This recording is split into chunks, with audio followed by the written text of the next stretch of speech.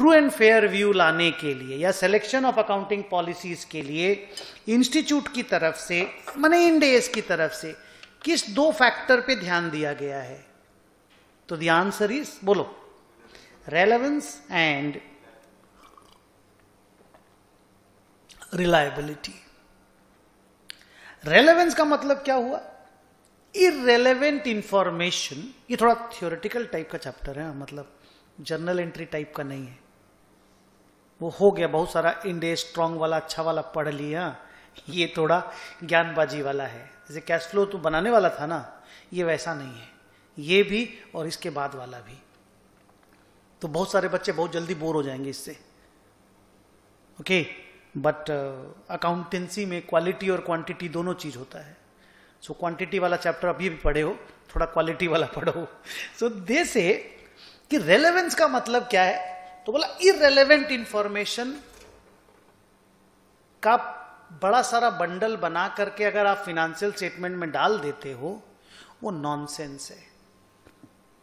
और relevant information अगर आप छुपा लेते हो तो वो क्राइम है। नहीं समझे? तो रेलेवेंट इंफॉर्मेशन का मतलब क्या हुआ? वो इंफॉर्मेशन जो लोगों को डिसीजन मेकिंग में हेल्प करे। मटीरियलिटी वर्ड याद है? मटीरियलिटी वर्ड सीए इंटर में टीचर, ऑडिट के टीचर लोग बहुत फोकस करते थे उस चीज पे। तो ऑल मटीरियलिस्टिक नहीं, मटीरियल इंफॉर्मेशन। मटीरियलिस्टिक हो गया कि हम पैसा के पीछे भाग रहे हैं, हमको शांति नहीं चाहिए, that is materialistic. Relevant information means material information. अगर आपको लगता है, ऑब्वियसली फिनेंशियल स्टेटमेंट बनाने का जिम्मेदारी तो बोर्ड ऑफ डायरेक्टर्स का है ना, मैनेजमेंट का जिम्मेदारी है। तो मैनेजमेंट को अगर लगता है कि कोई इंफॉर्मेशन रेलेवेंट है तो उस इंफॉर्मेशन को फर्निश किया जाना चाहिए। अगेन यहां पर भी इंड एस ने पूरा एरिया कैप्चर कर लिया है। तुमको क्या रेलेवेंट लगना चाहिए वो भी हम ही बताएंगे। नहीं समझे बात को? हम इतना बड़ा बनाए हैं 5000 पेज का इंड अकाउंटिंग स्टैंडर्ड, उसको पढ़ो, उसमें जो जो चीज हम देने बोले हैं ना वो सब रेलेवेंट है। You got the point? But still जहां जहां पे इंड एस साइलेंट है और जजमेंट का रिक्वायरमेंट आएगा तो मैनेजमेंट को जजमेंट कॉल तो लेना पड़ेगा। तो मैनेजमेंट जब जजमेंट कॉल लेगा तो मैनेजमेंट को अगर लगेगा कि ये इंफॉर्मेशन रेलेवेंट है तो उस इंफॉर्मेशन को डिस्क्लोज करना चाहिए। अकाउंटिंग पॉलिसी के सिलेक्शन के वक्त भी रेलेवेंट बातों का ध्यान रखना चाहिए। ऐसा अकाउंटिंग पॉलिसी सेलेक्ट होना चाहिए जिससे रेलेवेंट इंफॉर्मेशन पब्लिक के पास जाए। बिकॉज अल्टीमेटली आप अकाउंटिंग पॉलिसी यूज करके फिनेंशियल स्टेटमेंट बनाओगे तो पब्लिक के पास जाएगा। नहीं समझे? तो रेलेवेंट इंफॉर्मेशन पब्लिक के पास जाए, ऐसी अकाउंटिंग पॉलिसी प्लीज बना लेना। बोल पाए हम सजा करके चीज को? अब आइए रिलायबिलिटी के बारे में बात करते हैं। रिलायबिलिटी मतलब फिनेंशियल इंफॉर्मेशन भरोसे वाला होना चाहिए। मतलब when you read a financial statement the information should be reliable in nature. अब कहने को जैसे हम अपना, मेरा जो हम लोगों की जो लाइफ है उसमें हम लोग एक ही चीज बोलते हैं, रिलायबिलिटी तभी आती है अगर मैनेजमेंट इंटीग्रल होता है तो। बाकी नहीं तो सत्यम का फिनेंशियल इंफॉर्मेशन भी कितना रिलायबल था मैंने देखा था। याद है सत्यम का जो करप्शन हुआ था, स्कैम हुआ था, जो भी बोलिए, वो तो आईटी कंपनी थी, उसका तो ऑडिटर प्राइस वाटरहाउस कूपर्स था, उसके तो ऑडिटर पीडब्ल्यूसी थे। और कैसे रिलायबिलिटी आएगा बता? Satyam a competitor of Infosys and Wipro and TCS. बोलिए हाँ, सत्यम जिसका ऑडिट पीडब्ल्यूसी करता है, सत्यम जो आईटी सेक्टर में है। आईटी सेक्टर मतलब ही हम लोग मानते थे रिलायबल कि ऑनेस्ट लोगों की दुनिया है वो। स्टील बनाने वाले चोर हैं, पेट्रोल बनाने वाले चोर, यही थॉट प्रोसेस था भाई उस वक्त। मैं 1995 से लेकर के 2010 तक का बात बोल रहा हूं। तब यही बोला एन.आर. नारायण मूर्ति, वो चंद्रशेखर जो टीसीएस को हेड करता था, जो अभी टाटा का पूरा ग्रुप को हेड करता है,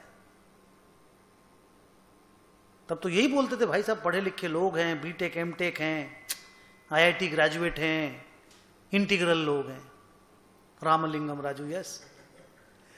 मनीष लोहिया नाम बता रहा है, हमसे पूछो लॉस कितना हुआ मेरा ना। मैं ये बोल रहा था कि रिलायबिलिटी अगर हम लोग से पूछो ना, being an investor in the stock market या बीइंग मार्केट का लर्नर, तो हम लोग एक ही चीज बोलते हैं कि भाई रिलायबिलिटी तो इंटीग्रल मैनेजमेंट से आता है। अगर मैनेजमेंट इंटीग्रल होगा तो सारा इंफॉर्मेशन रिलायबल होगा, आप रिलाई आराम से कर सकते हो, ठीक है। लेकिन हम लोग यहां जब इंड एस बनाएंगे तो इंटीग्रल मैनेजमेंट का तो बात नहीं करेंगे, हम लोग बोलेंगे कि management should do these things. तो हम लोगों ने 5 माने इंड एस ने 5 रूल बनाया है, सिंपल सिंपल। बोला आप ये 5 काम पे फोकस करिए, 5 काम पे फोकस करिए, रिलायबिलिटी आ जाएगा। ओके, 5 काम पे फोकस करिए, रिलायबिलिटी आ जाएगा। वो 5 काम का लिस्ट मैंने बना करके दिया है, एक एक ठो काम देखो, सिंपल सिंपल समझ में आ जाएगा। पैराग्राफ नंबर 4 को देखोगे, बस रुक जाओ वहीं पे। फेथफुल रिप्रेजेंटेशन या प्रेजेंटेशन, कुछ भी बोलो।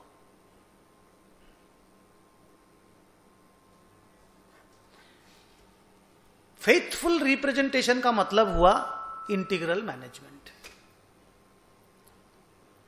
फेथफुल रिप्रेजेंटेशन का मतलब हुआ ट्रांजैक्शन जैसा हुआ है वैसा आप उसको प्रेजेंट कर दीजिए। यू जस्ट बी ट्रू, आप सच बोलिए बस। आप सच बोलेंगे तो प्रेजेंटेशन विल बी फेथफुल। बोलिए यस सुनो, सच बोलने को ही तो फेथफुल होता। आपको तो वहां बोलना ही है ना। फिनेंशियल स्टेटमेंट्स में आप अपना बात ही तो बोल रहे हैं, बस लिख के बोल रहे हैं। जो ट्रांजैक्शन हुआ, सेल हुआ, आप सेल बोलिए। फिक्स एसेट सेल हुआ, फिक्स एसेट सेल बोलिए। इन्वेस्टमेंट बेचा तो इन्वेस्टमेंट बेचा बोलिए। इक्विटी इशू किया तो इक्विटी इशू किया। जो भी आपने किया आप उसको फेथफुली बता दीजिए ना जी। बाकी तो इंस्टीट्यूट ने तो सारा अकाउंटिंग स्टैंडर्ड बना के ही रखा है ना, उसका सारा अकाउंटिंग तो वो बता ही देगा तुमको कि बिल्डिंग परचेज हुआ तो ये एंट्री मारो, इन्वेस्टमेंट परचेज हुआ तो ये एंट्री मारो, स्टॉक परचेज हुआ तो ये एंट्री मारो। वो तो सारा इंडेस बताएगा ही, आप उसको फेथफुली रिप्रेजेंट कर दीजिए। सो faithful representation is the integrity, that is integrity. आप अगर इंटीग्रल नहीं रहेंगे आप फुल प्रेजेंटेशन नहीं करेंगे। पर्सनल खर्चा होगा, आप बिजनेस का खर्चा दिखाएंगे। बिल्डिंग खरीदेंगे 20 करोड़ का, दिखाएंगे 25 करोड़। नहीं समझे? 5 करोड़ वहां से रुपया ले आएंगे जिसको पेमेंट किए थे। बी पढ़िए, second point, substance over form.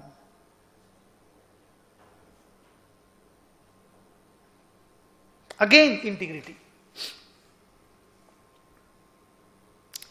आप अगर कोई ट्रांजैक्शन करते हैं, आपसे ज्यादा अच्छा कोई नहीं जानता है कि वो ट्रांजैक्शन क्या चीज का है। अब कोई भी ट्रांजैक्शन को कैसा भी कपड़ा पहनाया जा सकता है। कोई भी ट्रांजैक्शन का फॉर्म बदलना बहुत इजी है। सब्सटेंस आप बदल ही नहीं सकते, because substance is the such. Form आप किसी का कैसे ही बदल दो। अब हम जैसे दिखते हैं वैसे दिखते हैं। हम हैं मोटे देखने में, वजन है मेरा ज्यादा, बट ऐसा भी कपड़ा मेरे पास है जिसको पहनने से हम काफी पतले दिखते हैं। माने उतना मोटा नहीं दिखते हैं, पर जो है वो तो है ना जी। तो फॉर्म को बदलना बहुत इजी है। नहीं समझे? लोग ऐसा ऐसा ट्रांजैक्शन को डिजाइन करके दे देंगे, आपको लगेगा साला सेल हुआ है, जबकि रियल में वो सेल है नहीं, वो तो फिनांस है। नहीं समझे? रियल में वो सेल है ही नहीं, फिनांस है। मैंने आपको एग्जांपल इंटरमीडिएट में मैं देता था, बहुत फेमस एग्जांपल है। उसको इंडेस 115 में बड़ा सारा पैराग्राफ बना के दिया हुआ है। उसको बोला जाता है sale and repurchase transactions are not sale transactions. क्या बोला? Sale and repurchase transactions are not sale transactions. हम उसी सामान को तुमको बेच दिए, फिर उसी सामान को तुमसे खरीदने का कॉन्ट्रैक्ट भी कर लिए, सेम सामान हम तुमको बेच दिए और वही सामान तुमसे वापस खरीदेंगे। 1 लाख रुपए में बेचे और 1,05,000 रुपए में खरीदेंगे, तो ब्याज है ना 5,000 रुपया। हम जो बेचे हैं वो सेल नहीं है और जो खरीदे हैं वो परचेज नहीं है। हम तुमसे लोन लिए 1 लाख रुपया, सामान मोर्टगेज है, तुम लौटा देना सामान, हम तुमको 1,05,000 दे देंगे प्रिंसिपल और इंटरेस्ट से। यह सेल एंड लीज बैक, याद है तो आपको? उसमें भी तो यही वाला झमेला था, याद है ना, कि उसको सेल मान ही नहीं सकते हम लोग, अकाउंटिंग उस तरह से बनाया गया था, इफ यू रिमेंबर। आइए, तो बोला सब्सटेंस को इंपॉर्टेंस दीजिए, फॉर्म को इग्नोर कीजिए। चलिए मैं मानता हूं आप इंटीग्रल हैं, लेकिन अगर ट्रांजैक्शन का फॉर्म कुछ बोल रहा है और आपको लगता है नहीं यार ये तो है ही नहीं ट्रांजैक्शन, ट्रांजैक्शन तो ये है, तो उसके हिसाब से आप अपना इंड एस सेलेक्ट कीजिए, अकाउंटिंग कीजिए। क्लियर? सी, थर्ड पॉइंट पढ़िए, न्यूट्रलिटी। न्यूट्रलिटी को हम लोग बोलते हैं अनबायस्ड। क्या? अनबायस्ड। आप किसी के टुवर्ड्स भी अगर बायस्ड रहेंगे ना तो आपका रिप्रेजेंटेशन फेथफुल नहीं होगा। आप सोच के देखिए, आपके घर में कोई छोटा है आपसे, मान लीजिए वो कुछ तोड़ फोड़ दिया वो, और आपको बचाना है, आकर के बाप मारेगा, आपका रिप्रेजेंटेशन फेथफुल होगा ही नहीं। मान लीजिए आपकी छोटी बहन है, उसने तोड़ दिया, टीवी तोड़ दिया उसने, ठीक है, अब आपको तो बचाना है उस बच्ची को। आप बायस्ड इंफॉर्मेशन देंगे कि नहीं? अपने पापा को बताइए, पापा हमको नहीं मालूम ये कैसे टूटा। नहीं समझे बात को? पापा टीवी चलाए टूट गया, कुछ भी एक तो बोलेंगे जिससे वो बच्ची मार खाने से बच जाए। सो टोटल मिला के कहानी इज न्यूट्रलिटी से फेथफुल प्रेजेंटेशन आता है। कनेक्टेड है एक दूसरे से, लेकिन तीनों अलग अलग भी चीज है, ये भी आपको समझ में आता होगा कि हमको न्यूट्रल रहना है, हमको सरकार के टुवर्ड्स बायस्ड नहीं रहना है कि बहुत प्रॉफिट दिखाएंगे ज्यादा टैक्स दे देंगे। हमको शेयर होल्डर के टुवर्ड्स भी बायस्ड नहीं रहना है कि प्रॉफिट नहीं हुआ फिर भी प्रॉफिट दिखा दो। हेलो, हमको लेंडर के टुवर्ड्स भी बायस्ड नहीं रहना है कि इंटरेस्ट कवरेज रेशियो अच्छा दिखाना ही दिखाना है, ईबीआईटी को अच्छा दिखाना है। हेलो, तो बहुत सारा ईबीआईटी के नीचे आने वाला, माने ईबीआईटी के अंदर आने वाला एक्सपेंस को भी साला नीचे फेंक दिए। किसी के टुवर्ड्स आपको बायस्ड नहीं रहना, आप न्यूट्रल रहिए। आपका फिनेंशियल स्टेटमेंट को ट्रू एंड फेयर मान लिया जाएगा।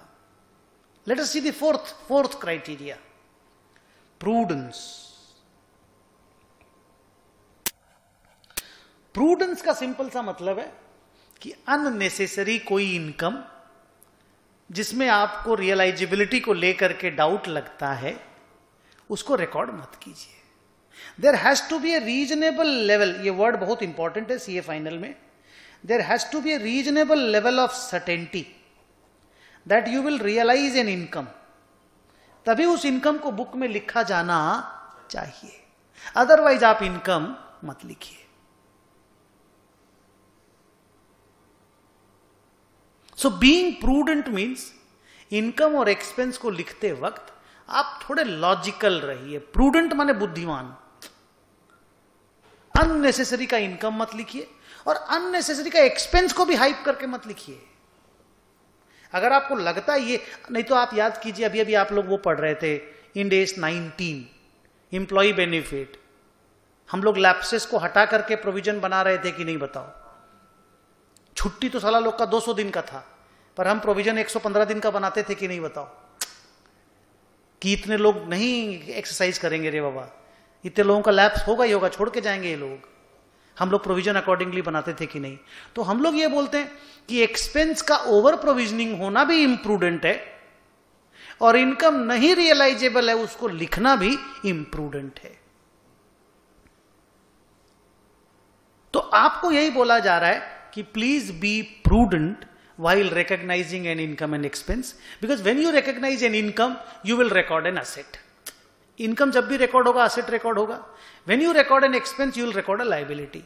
नॉन एग्जिस्टेंट लायबिलिटी और नॉन एग्जिस्टेंट असेट दोनों को ही लिखना गलत है, क्योंकि बैलेंस शीट एज ऑन 31 मार्च जब आप बोलते हो तो आप ये भी तो बोलते हो ना कि these are the assets and liabilities as on this date. तो अगर नॉन एग्जिस्टेंट है तो लिख क्यों रहे हो भैया? क्लियर? अब तुम बोलोगे सर इससे हो गया, नहीं, इसके बाद अकाउंटिंग स्टैंडर्ड 37 है, इंड एस 37 पूरा सिस्टम बनाएगा. ये लाइबिलिटी इतना परसेंट है, लिख ही नहीं सकते. मोर देन 50% लाइबिलिटी का होने का चांस रहेगा तभी लाइबिलिटी बुक में लिखना है, नहीं तो हम लाइबिलिटी लिखने नहीं देंगे. It has to be probable. तो ये सब बात अभी होएगा. पर ये वाला इंड एस, क्योंकि इंड एस 8 है, बहुत अर्ली पीरियड में बन गया था.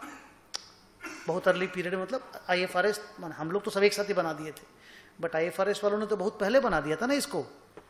37 आने के लिए इंड एस 8 के बाद जब 37 आया होगा रियल वर्ल्ड में, एस का दुनिया में जाइए, मतलब IFRS का दुनिया में बहुत साल लगे होंगे ना जी. ये तो पहले बन गया होगा ना. तो इन सब बात का फर्दर यूज अलग अलग इंड एस में हुआ है, उसके लिए आप रेस्ट अश्योर्ड रहिए. ये फाइनल बात नहीं है. इसके बाद हमने इंड एस बनाया है इन सब चीजों को ध्यान में रखते हुए. ओके. एंड 5वां बात देखिए, दैट इज कंप्लीटनेस. कंप्लीटनेस का तो बेस्ट एग्जांपल मैं आपको देता हूं अभी. पहले मुझे बताओ, 5 वर्ड को देखो और एक बार बोलो मेरे सामने कि अगर ये 5 काम मैनेजमेंट करता है, अगर वो फेथफुल रिप्रेजेंटेशन करेगा ट्रांजैक्शन का, अगर वो सब्सटेंस को ज्यादा इंपॉर्टेंस देगा फॉर्म से, अगर मैनेजमेंट न्यूट्रल रहेगा while recording the financial transactions, अगर मैनेजमेंट प्रूडेंट रहेगा while booking the incomes and expenses, अगर मैनेजमेंट कंप्लीट इंफॉर्मेशन देगा, तो मैनेजमेंट के इंफॉर्मेशन को हम रिलायबल मानेंगे. Clear? So faithful presentation, repeat, substance over form, neutrality, prudence and completeness. All these 5 का होने से you can believe that the management is reliable. The financial information presented in the financial statements are reliable.